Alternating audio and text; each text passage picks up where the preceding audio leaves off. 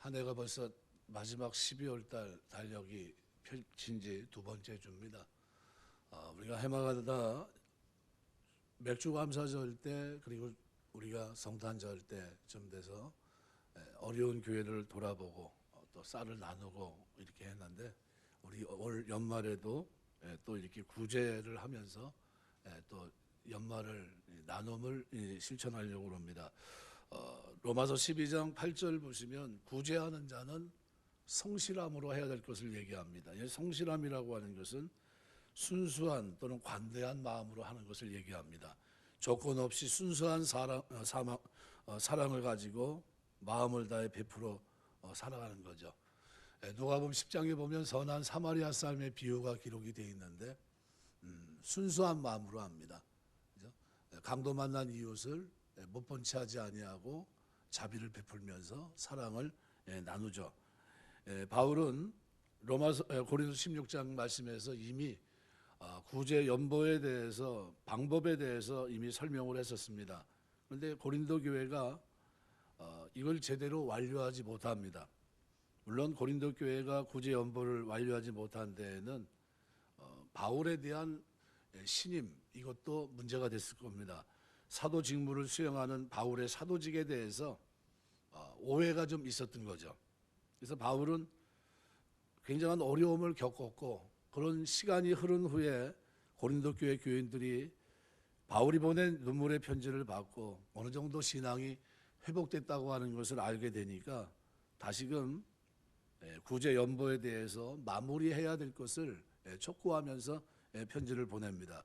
이러한 배경을 갖고 있는 오늘 본론, 특별히 이 중반부에 게시되는 부분인데요. 마게도냐 교회가 보인 구제 연보의 모범을 소개하고 있습니다. 마게도냐 지방에 있었던 교회들은 대표적으로 빌립보 교회 또는 데살로니가 교회, 베레아 교회 등입니다. 이 교회들 역시 똑같은 어려움 속에 있었지만 로마 제국의 착취로 인해서 넉넉한 생활을 하지 못했고 가난 중에서 그런 중에도 예루살렘 교회를 환난 중에 있는 기근 속에 있는 그들을 돌아보게 됩니다. 풍성한 연보를 넘치도록 했죠. 그래서 그들이 예루살렘 교회를 돌아보면서 헌금했던 이 구제 헌금이 억지로나 강요에 의한 것이 아니라 자발적으로 자기 능력 이상으로 연보했고 그래서 마게도냐 지방의 교회들로부터 구제 연보 받기를 꺼려했던 바울에게 자신들이 거룩한 구제 사역에 동참할 수 있게 해달라고 호소했던 그런 부분도 우리가 이해할 수 있습니다. 마게도냐 교회의 모범을 소개하면서 고린도 교회 성도들의 구제 연보에 대해서 설명하고 있는데 저는 이 본문을 이렇게 대할 때 네 가지 정도 우리가 묵상할 수 있다고 생각이 됩니다. 첫 번째는 봉사와 구제를 우리가 생각할 때 이것은 은혜다라는 겁니다. 은혜. 하나님 주신 은혜로 하는 겁니다. 그래서 1절에 보면 하나님께서 마게도냐 교회들에게 주신 은혜에 대해서, 그러니까 마게도냐 교회들이 하나님으로부터 받은 은혜가 뭡니까? 2절부터 5절 말씀에 보면 가난한 예루살렘 교회 성도를 위해서 구제 연보를 모금한 것을 얘기합니다. 고난과 역경 중에서 자원하는 심정으로 구제 헌금을 하기로 정하고 그것을 넘치도록 한 것을 얘기합니다. 마게도냐 교회들의 이 봉사, 예루살렘 교회를 위해서 구제 연보한 것을 오늘 바울은 하나님의 은혜라고 하고 있습니다. 가난 중에도 다른 가난한 사람을 위해 구제하는 것도 역시 하나님의 은혜란 거죠. 이웃사랑이라고 하는 하나님의 뜻을 따라 구제할 마음을 갖고 목표를 정하고 실천하는 것도 하나님의 은혜란 겁니다.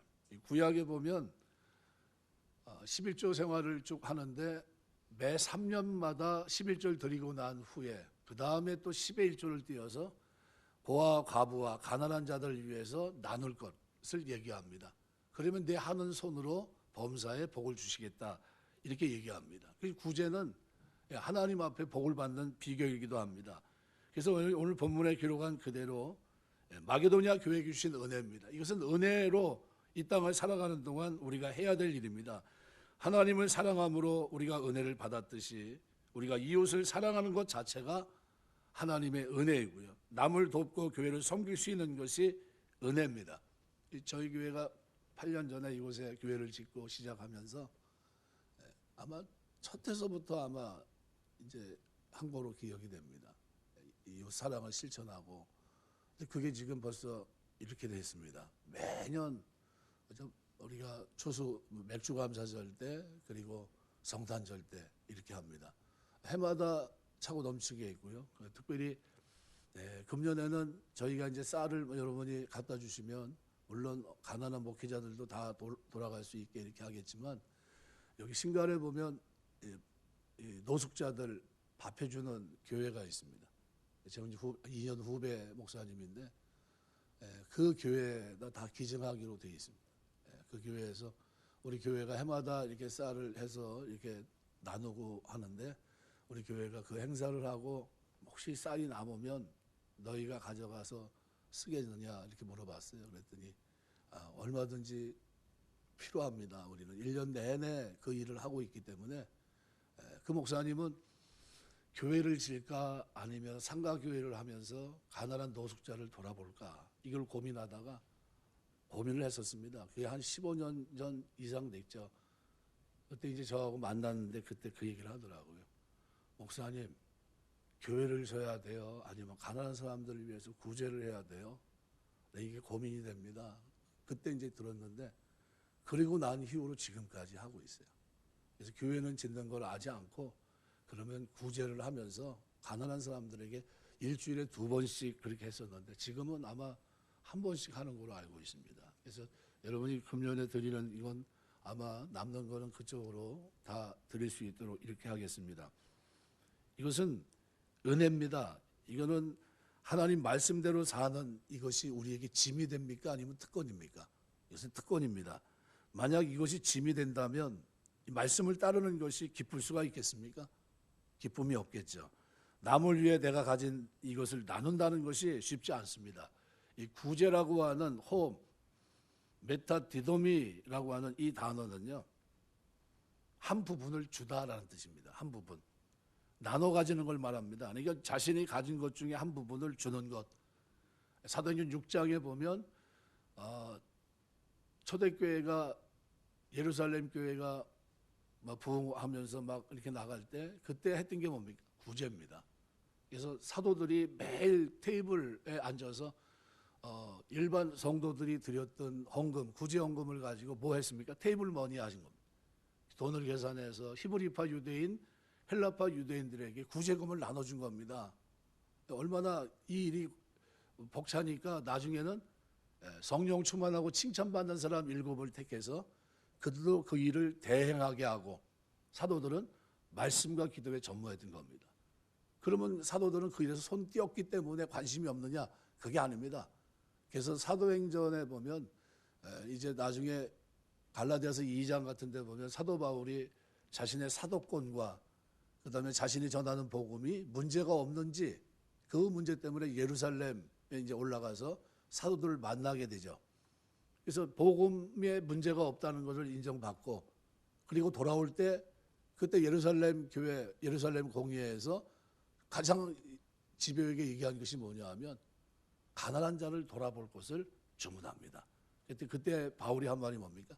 이것은 내가 지금까지 해왔고 앞으로도 그렇게 할 거다 하는 것을 분명히 얘기합니다. 그러니까 초대교회는요, 어떤 교회냐 하면 구제하는 교회입니다. 우리 교회가 선교와 구제하는 교회인데요, 우리가 어려우면 어떻게 해야 됩니까? 줄이는 게 맞잖아요. 세상적으로 보면 먹는 것도 줄이고 외식도 줄이고 그다음에 영화 보는 것도 줄이고 다 줄이잖아요. 옷 사 입는 것도 줄이고 다 줄입니다. 그런데 선교와 구제는 저희 교회는 코로나를 터지면서 더 늘렸어요. 어려운 사람들이 더 많으니까. 그래서 지금은 아마 매달 300만 원 이상 나가는 걸로 알고 있습니다. 더 줄일 생각도 없고요. 늘리면 더 늘려야지 왜 줄여야 되나 이런 생각을 가지고 있고요. 저희 당회가 우리 장로님들하고 늘 선교와 구제에 대해서만큼은 우리가 책임지고 가자, 이런 이제 그런 믿음을 가지고 있습니다. 우리가 살아가면서 구제와 봉사는 그 자체가 뭡니까? 은혜입니다. 살아가면서 이 은혜 여러분이 부응하게 되시길 주의 이름으로 축원합니다. 그래서 이 하나님의 은혜, 신명기 15장 10절 보면 너는 반드시 그에게 구제할 것이요.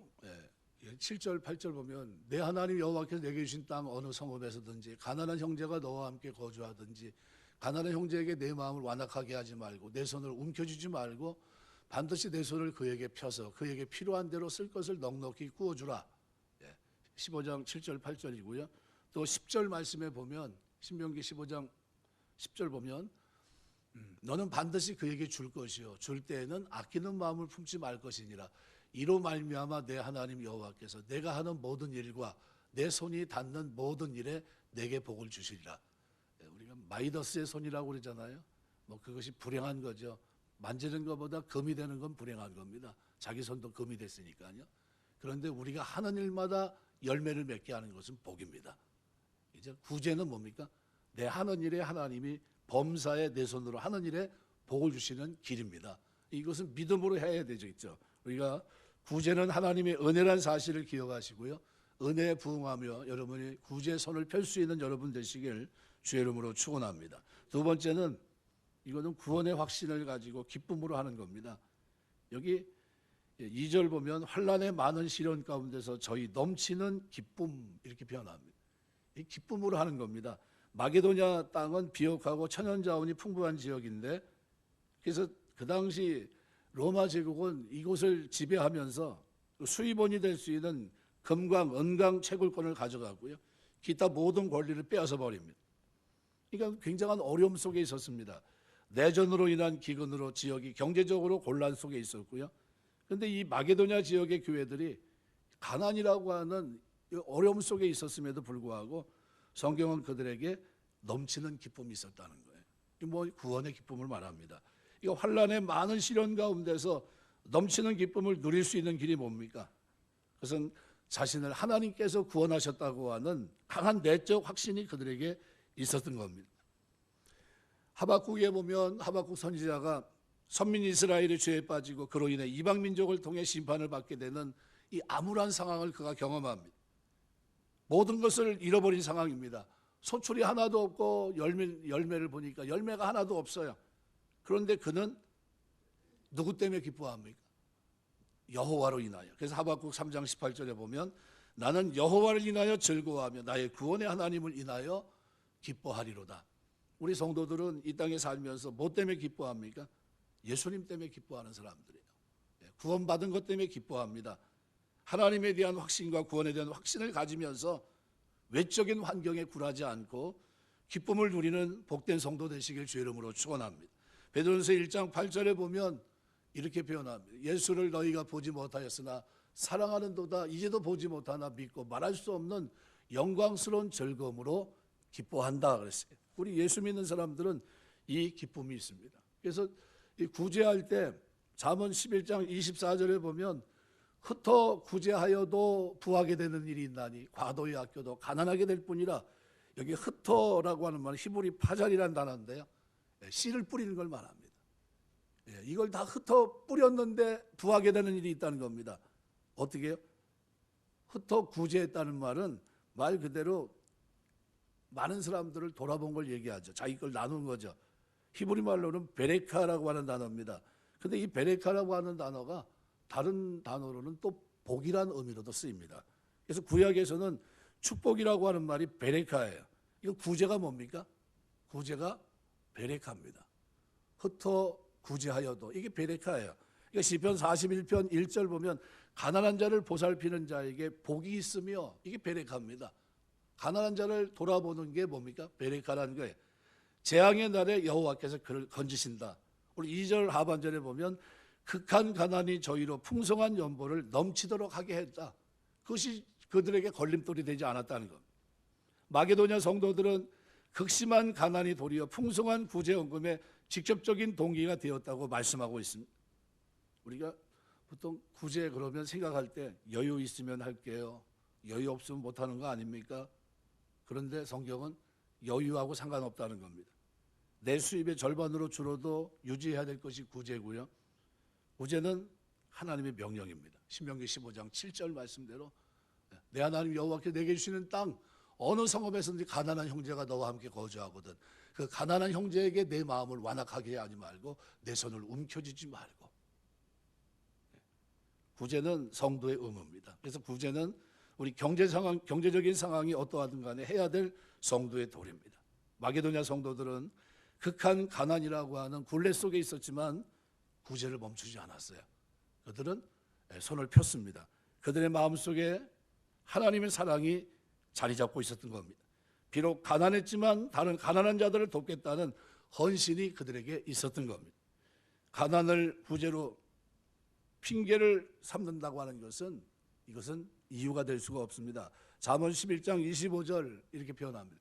구제를 좋아하는 자는 풍족하여질 것이요 남을 윤택하게 하는 자는 자기도 윤택하여지리라.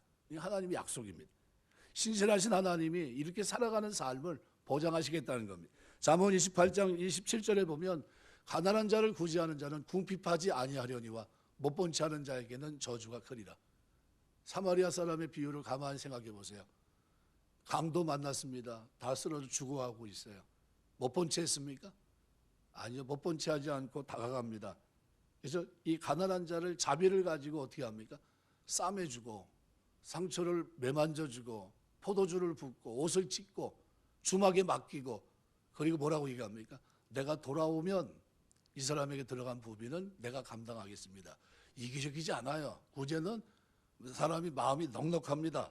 그래서 가난한 자를 구제하는 자는 궁핍하지 아니하려니와 못본치 않은 자에게는 저주가 많으니라. 눈을 질끔 감고 지나갔습니까? 예, 지나간 사람이 있죠. 누가요? 명분을 가지고 있는 제사장, 그죠? 레위인, 이 사람은 어떻게 지나갑니까? 보고도 못 본 채 했습니다. 복이 아니라는 거예요. 뭐가 복입니까? 구제가 복이에요. 베레카입니다. 한번 따라서 구제가 복이다. 여러분 우리 마음속에 그 마음을 가지고 주는 게 복이다. 약한 사람 돌아보는 게 복이다. 그렇게 사셔야 됩니다. 세 번째로 구제는 뭐에 하는 거냐면 사랑이 바탕이 됩니다. 저희 힘대로 할 뿐 아니라 3절 보니까 힘에 지나도록 자원해서 동기가 뭡니까? 가진 건 넉넉해서 한 것도 아니고요. 도덕적인 부담 때문에 한 것도 아닙니다. 우리가 구제를 해야 될 진정한 이유는 뭡니까?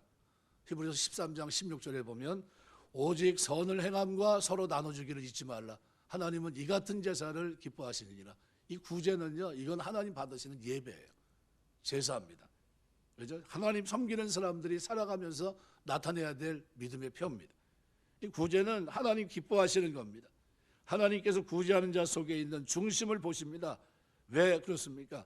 하나님 주신 율법의 핵심이 마태복음 22장 37절부터 기록되어 있는데요. 내 마음을 다하고 목숨을 다하고 뜻을 다해 주 너희 하나님을 사랑하라 하셨으니 이것이 크고 첫째 되는 계명이요 둘째도 그와 같으니 내 이웃을 내 자신같이 사랑하라. 그러니까 하나님을 사랑하고 이웃을 내 몸처럼 사랑하라고 하는 것, 이것이 율법의 핵심입니다. 그러니까 구제는 하나님 율법의 핵심인 이웃사랑을 실천하는 겁니다. 하나님 사랑, 이웃사랑. 1계명에서 4계명까지가 뭡니까? 하나님 사랑이고요. 5계명서부터 10계명까지가 뭡니까? 이웃사랑이에요.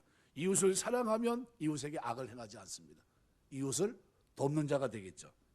그러니까 하나님께서는 오늘 우리가 구제할 때 그것을 기쁘게 받으십니다.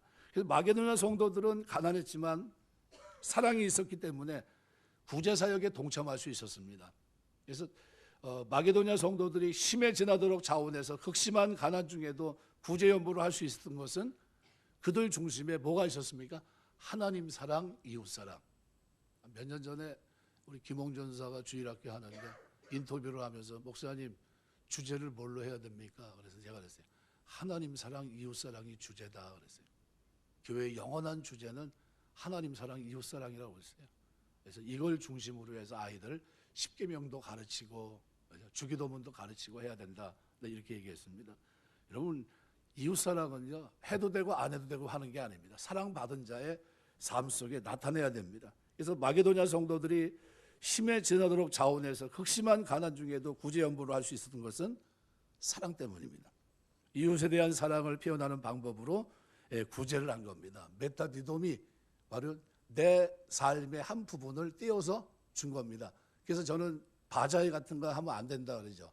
그걸 가지고 선교하고 그걸 가지고 구제하고 그러는 게 아니라고 그럽니다. 왜요? 성경적인 원리는 내가 땀 흘려 노력한 것 중에 삶의 진짜 중요한 이 부분을 일정한 금액을 띄어서 그걸 가지고 어떻게 해요?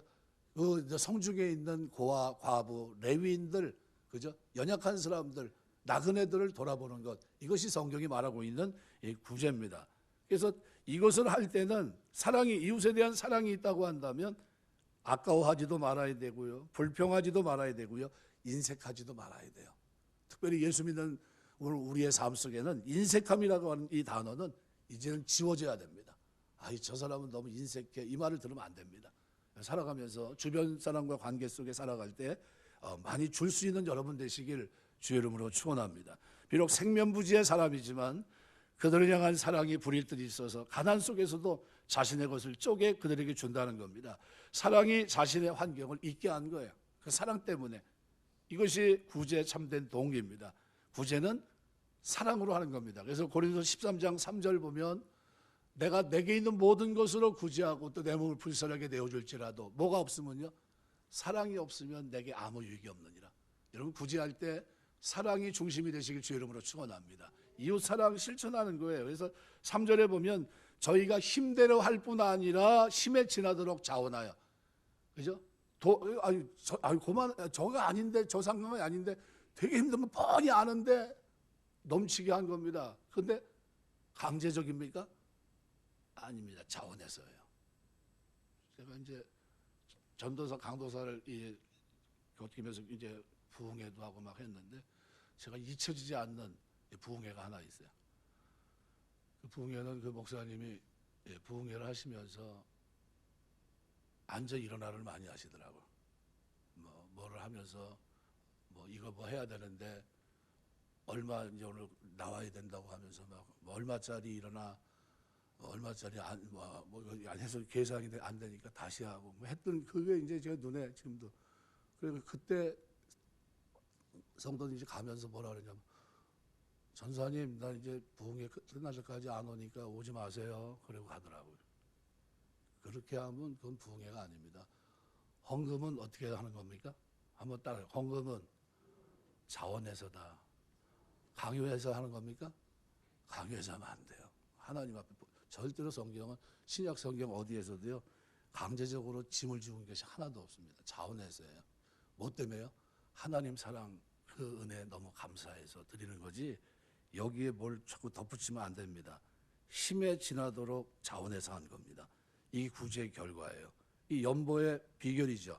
그래서 여기에 대해서 하나님의 약속을 살펴보면 잠언 11장 24절에 보면 이렇게 흩어 구제하여도 더욱 부하게 되는 일이 있나니 과도히 아껴도 가난하게 될 뿐이라. 흩어 그저 파자리란 단어입니다. 히브리말. 막 뿌리는 거예요. 씨를 뿌리는 것처럼. 그런데 저 사람은 부자가 될 일이 없고 부자가 될 일이 없는데 흩어 구제하여도 자기 거를 어떻게 해요? 그렇게 흩어버린 거예요. 여기저기다 씨 뿌리듯이. 그런데 부하게 되는 일이 있다는 겁니다. 여러분의 삶에 이런 축복이 있게 되시길 주의 이름으로 축원합니다. 저 사람은 남을 그렇게 돌아보는데 왜 이렇게 부자야? 이게 복이라는 거예요. 이걸 경험해야 됩니다. 잠언 28장 27절 가난한 자를 구제하는 자는 뭐 한다고요? 궁핍하지 아니한다. 못 본 채 하는 자는 어떻게 된다고요? 저주가 크리라. 누가복음 6장 38절 주라 그리하면 너에게 줄 것이니 후이되어 누르고 흔들어 넘치도록 너에게 안겨주리라. 주는 사람이 복이 있습니다. 구제하는 성도들에게 하나님께서 더 큰 것으로 보상해 줍니다. 이것이 주님의 약속이고 주님의 계산법이에요. 이거는 믿음으로 행하면서 경험해 보셔야 돼요. 누가 하지 말라고 해야 되거든요. 그렇게 되는 겁니다. 그래야 섬겨요. 저는 선교지를 이렇게 가면 돈을 이렇게 바꿔갈 거 아닙니까? 이렇게 했든 저렇게 됐든. 그러면 선교사 주려고 가져가는 거 따로 있고요. 쓰고 남은 건 다 주고 옵니다. 선교하는 데 쓰십시오. 그리고 다 주고 와요. 나도 들어와서 환전해서 쓰면 되잖아요. 그러지 않고 돌아줍니다. 내가 이렇게 하면 하나님이 나에게 또 갚아주시겠지. 이 믿음이 있습니다. 그렇게 해요. 그래서 우리 동기들 모였을 때도 선교사들 재작년에도 세 가정 이렇게 선교사들 왔는데 여기서 아예 갈 때 제가 이제 환전을 해가지고 아주 가져갔습니다. 가져가서 개별적으로 드리고 이렇게 했는데 그런 겁니다. 왜냐하면 만약 우리에게 남는 것으로 구제하면 그거는 콜렉션입니다. 모금이에요, 모금. 네, 별 의미가 없겠죠. 근데 구제는 뭐가 필요한 거냐면 희생이 필요합니다.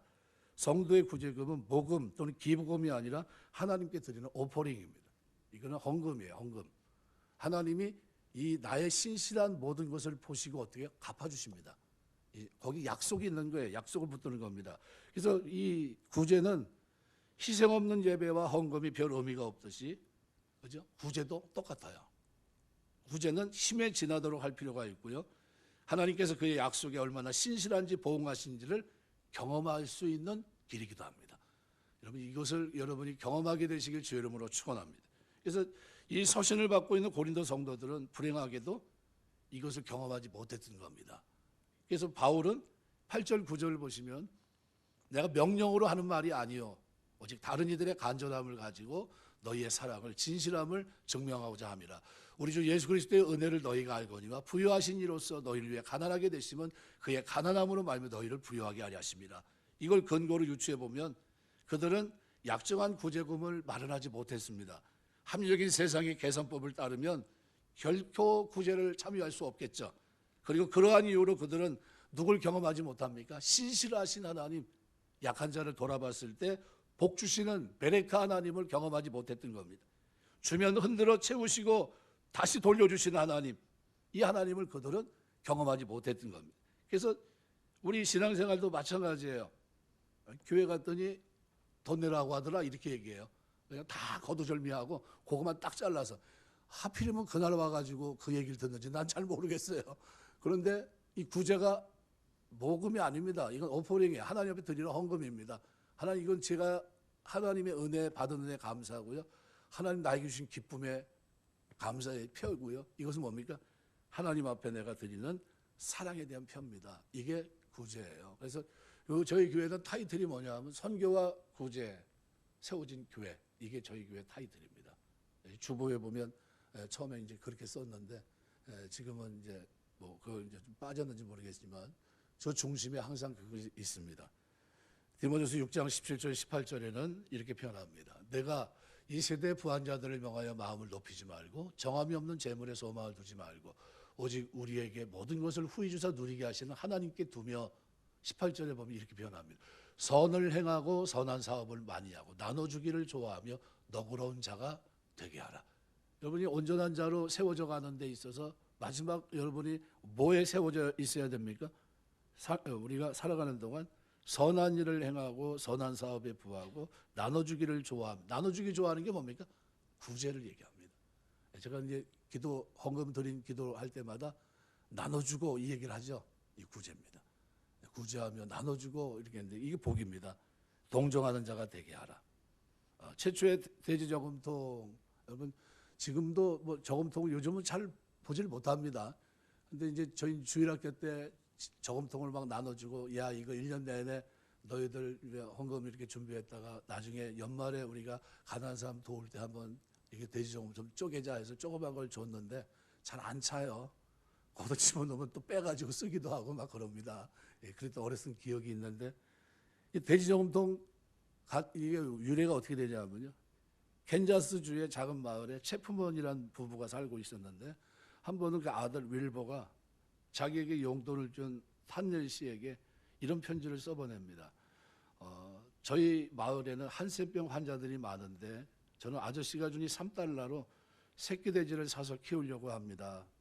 마을의 꼬마들과 함께 그 새끼 돼지를 받고 이제 키웁니다. 1년 내내 키워요. 그리고 그 이듬해 돼지를 팔아서 한센병 환자 가족을 도와줍니다. 이것이 매스컴을 탑니다. 신문에 소개되고 많은 사람들이 이 훈훈한 이야기를 듣게 되면서 그때 돼지 저금통이 이제 생기기 시작된 거죠.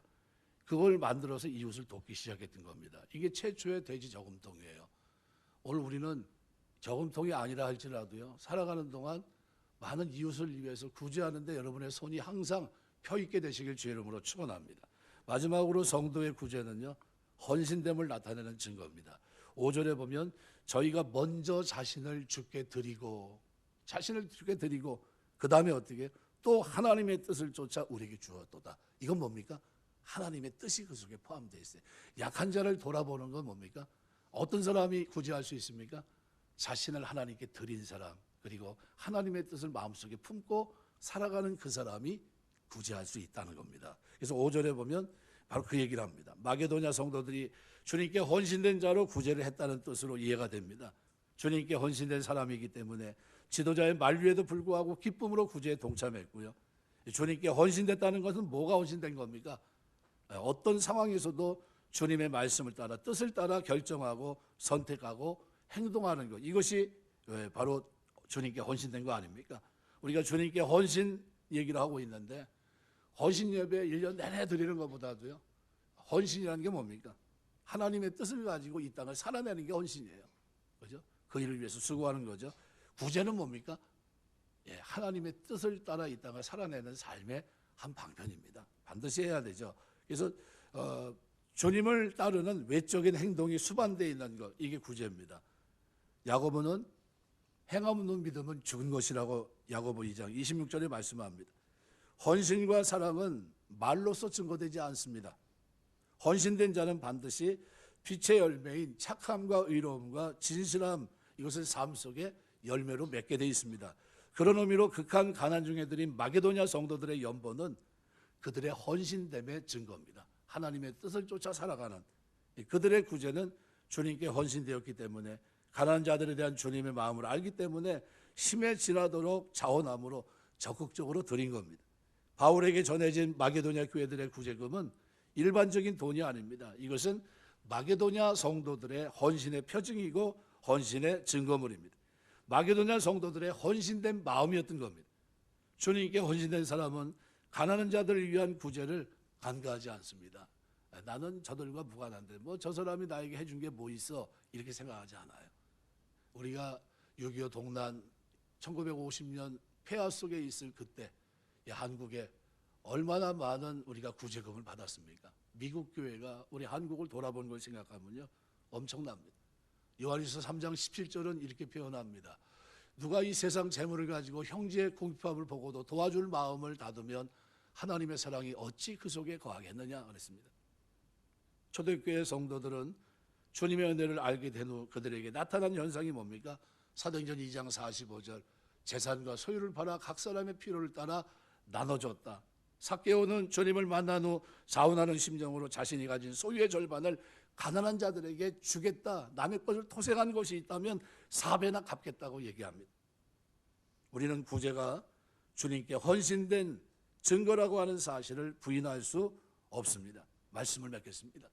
히브리서 13장 16절 말씀을 기억하시면 좋겠습니다. 선을 행함과 나눠주기를 잊지 말라. 이 같은 제사는 하나님이 기뻐하시느니라. 우리는 이게 하나님의 뜻입니다. 어떻게 해야 될까요? 사랑으로, 기쁨이 있기 때문에, 그리고 이것이 하나님이 우리에게 원하는 삶이기 때문에, 극심한 생활 속에서도 하나님을 신뢰합니다. 하나님은 약속을 지키시는 분이에요. 이 성경 구절들이 거짓일까요? 거짓이 아닐 줄 믿습니다. 반드시 하나님 어떻게 해요? 풍족하게 하실 겁니다. 그래서 환란이 그들을 어렵게 해도, 경제적인 어려움에 처해도 하나님과의 약속을 지켜냈습니다. 억지로 힘겹게 지킨 것이 아니라 자원하는 마음과 기쁜 마음으로 했던 겁니다. 우리 교회가 자랑스러운 이유 중에 하나는 저는 그겁니다. 코로나를 지나면서 2년, 3년 많은 어려움이 있고 그런데도 오히려 늘렸다는 거예요. 연약한 교회를 돌아보고 섬기는 일이 더 늘어났어요. 그래서 액수도 이제 300만 원을 넘어갔어요. 너무 감사하고요. 그리고 앞으로도 줄일 생각은 없고요. 더 늘렸으면 좋겠다는 바람을 가지고 있습니다. 저는 그렇습니다. 오늘 본문에 기록한 이 말씀을 붙잡고 신실한 하나님 약속을 믿는다면 성도를 내버려 두지 않으실 겁니다. 봉사와 구제는 하나님의 은혜로 하는 것이고요. 구원의 확신, 기쁨이 있어야 할 수 있는 거고요. 사랑으로 구제하는 것이고요. 심에 지나도록 할 필요가 있습니다. 구제는 내가 하나님께 헌신됐다고 하는 증거입니다. 그래서 C.S. 루이스는 그렇게 말해요. 우리가 이웃에게 얼마나 많이 나눠줘야 할지에 대해서는 정확히 말할 수는 없다. 그러나 적어도 우리 생활에 여유로 남게 되는 것 이상을 나눠줘야 되지 않을까, 이렇게 얘기했습니다. 여러분, 우리가 하나님을 섬기며 사는 동안 우리가 하나님 섬길 때 이 구제라고 하는 것이 뭐가 돼야 됩니까? 예, 컬렉션이 아니라 오퍼링이 돼야 됩니다. 하나님 이건 제가 하나님께 드리는 제물입니다. 이렇게 생각하셔야 돼요. 하나님이 제물을 받으시고 반드시 어떻게 여러분에게 복 주실 줄 믿습니다. 이런 복이 우리 교회를 섬기는 저와 여러분의 삶 속에 늘 충만케 되시길 주의 이름으로 축원합니다. 기도하겠습니다.